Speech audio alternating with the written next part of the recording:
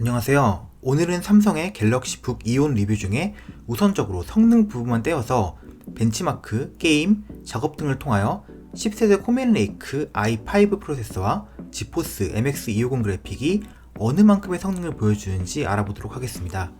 디자인이라든지 디스플레이라든지 등등 다른 내용에 대해서는 추후에 종합 최종 리뷰를 따로 진행할 예정입니다. 인텔의 10세대 프로세서는 굉장히 복잡한 명명법을 가지고 있습니다.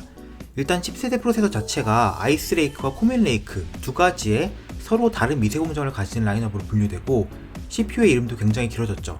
갤럭시 북 이온은 14나노 공정의 코멜레이크, 갤럭시 북 플렉스는 10나노 공정의 아이스레이크를 사용합니다. 이번에 출시한 LG 그램, 제가 최근에 리뷰했던 서피스 랩탑 3도 아이스레이크를 사용했고요. 그럼 10나노 공정을 사용한 갤럭시 북 플렉스가 14나노의 이온보다 더 최신 공정의 CPU를 사용했으니 더 좋을까요?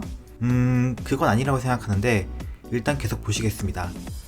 제가 구매한 갤럭시 북 이온 G58A 스펙은 다음과 같습니다.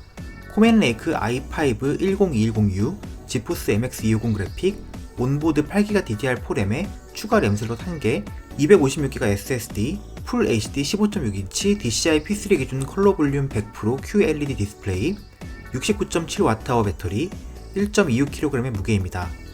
그런데 저는 제가 합판을 따고 램 슬롯에 8기가 램을 추가했기 때문에 듀얼 채널 16기가 램 구성으로 테스트했습니다. 이온을 분해하는 건 그다지 어렵진 않은데요. 고무 패킹 4개는 접착식이 아니라서 상대적으로 쉽게 제거 가능하고 나사는 각 패킹 아래에 4개만 풀어주시면 됩니다.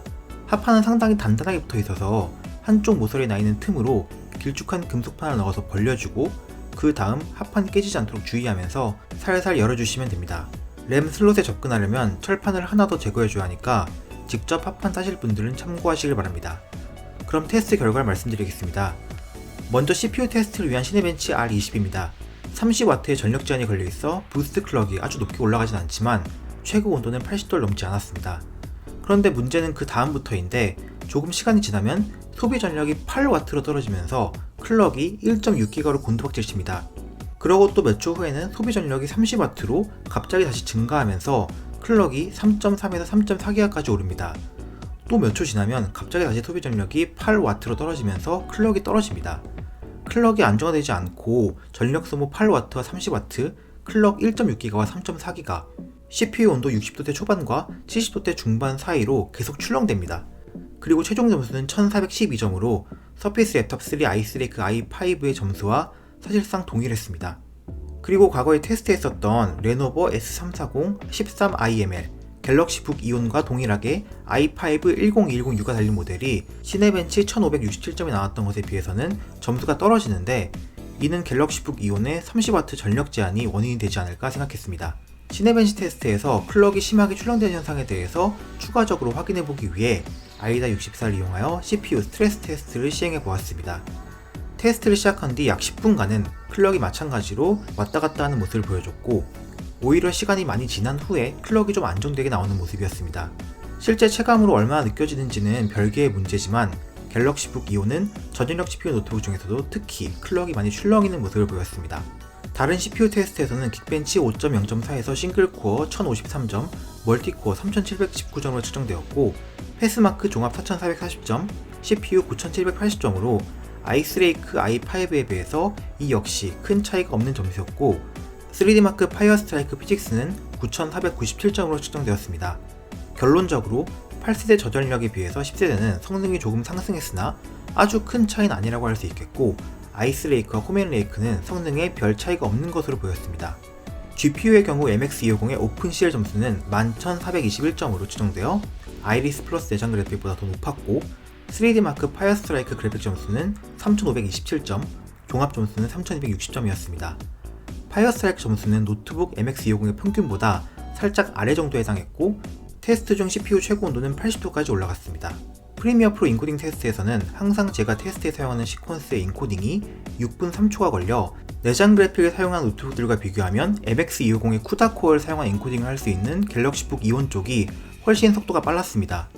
물론 더 고성능의 CPU와 GPU를 탑재한 제품에 비해서 느리지만 풀 HD 시퀀스에서는 타임라인 미리 보기도 그럭저럭 끊기지 않는 모습을 보여주기 때문에 영상 편집의 측면에서 풀 HD 해상도 정도의 영상을 간단하게 편집하는 용도 정도로는 충분히 사용할 수 있을 것으로 생각되었습니다. 리그 오브 레전드를 최고 옵션으로 플레이해보았고 라인전 기준 평균 120프레임, 하위 1%도 90프레임 정도였고 CPU 온도는 70도대 초반 정도로 유지되었습니다. 롤 정도 게임 플레이하기에는 전혀 문제가 없는 수준이었습니다. 좀 더 고사양 게임 테스트를 해보았습니다. GTA 5를 플레이해보았고 그래픽 설정은 대부분 중간으로 조절하고 특수 그래픽 효과들은 끈 상태로 싱글 플레이를 실행해보았습니다. 대략 평균 프레임이 60프레임대 후반, 1% 하위 프레임도 49프레임이 나오는 것을 볼 수 있고 CPU와 GPU 온도는 70도 근처로 유지되었습니다.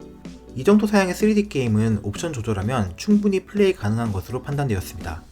블렌더 테스트에서는 대표적인 테스트용 파일인 블렌더 BMW 파일을 CPU 렌더링 하는데 10분 11초가 소요되었고 서피스 랩탑 3 아이스레이크 i5를 이용한 렌더링을 같은 환경에서 다시 한번 테스트해봤는데 11분 50초가 걸려 블렌더 테스트에서는 코멜레이크가 더 나은 모습을 보여줬습니다.